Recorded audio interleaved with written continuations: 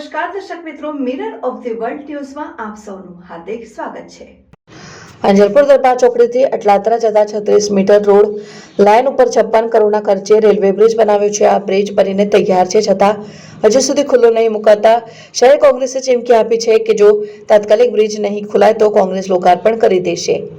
સાંજે શહેર કોંગ્રેસ પ્રમુખ તથા કોંગી કાર્યકરો બ્રિજ સ્થળે પહોંચ્યા હતા અને કોંગ્રેસ બ્રિજ ખોલી દેશે તેવી વાતો વહેતી થતા પોલીસ પણ સ્થળ ઉપર પહોંચી ગઈ।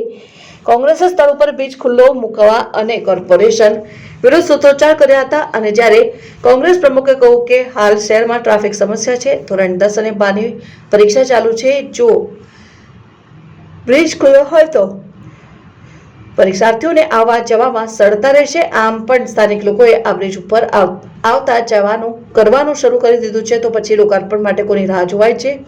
કોર્પોરેશને 24 કરોડનો અને રેલવેએ 14 કરોડ ખર્ચ કર્યો છે અને બ્રિજની લંબાઈ 797 ચોરસ મીટર છે, 16.80 મીટર પહોળાઈ છે, 7.50 મીટરના 2 કેરેજ વે છે અને આ બ્રિજ ચાલુ થશે ત્યારે માંજલપુર તથા શહેર વિસ્તારના રહીશોને અટલાદરા, કલાલી અને પાદરા જવા સરળતા રહેશે।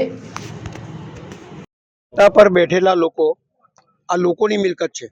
લોકોના ટેક્સ વડે ચાલતી કોર્પોરેશન હોય, ચાહે રાજ્ય સરકાર હોય, ચાહે લોકસભા હોય, લોકોના હિત માટે બનેલું બ્રિજ અને લોકાર્પણ ના કરો ને તમે તમારા મિનિસ્ટરનું રાહ જોઈએ ક્યાં સુધી વ્યાજબી છે?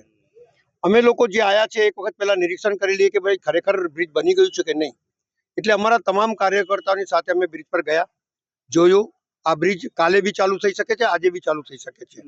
અમે જઈને સત્તાધારી પાર્ટીઓને પૂછીશું કે કેમ ભાઈ લોકાર્પણ માટે બંધ રાખ્યું છે?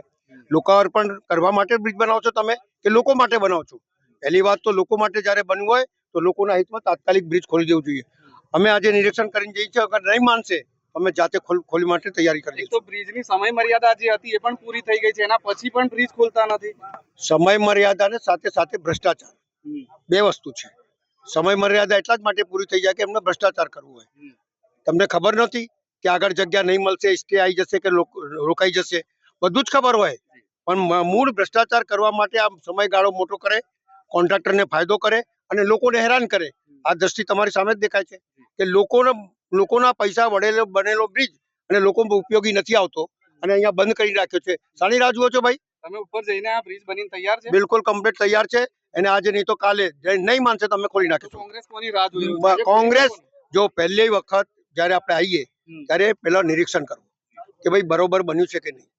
કાલે ઉઠીને આપણને એવું કે ભાઈ બરાબર નહોતું તમે લોકો ખોલી નાખ્યું। એના કરતાં પહેલા ચકાસણી કરવી, ચકાસણી કર્યા પછી હમણાં જઈને રજૂઆત કરીશું કે ભાઈ બ્રિજ ખોલો છો કે પછી અમે ખોલી નાખ્યું। એને નહીં માનશે તો અમે કોંગ્રેસ પાર્ટી ખોલી નાખશે।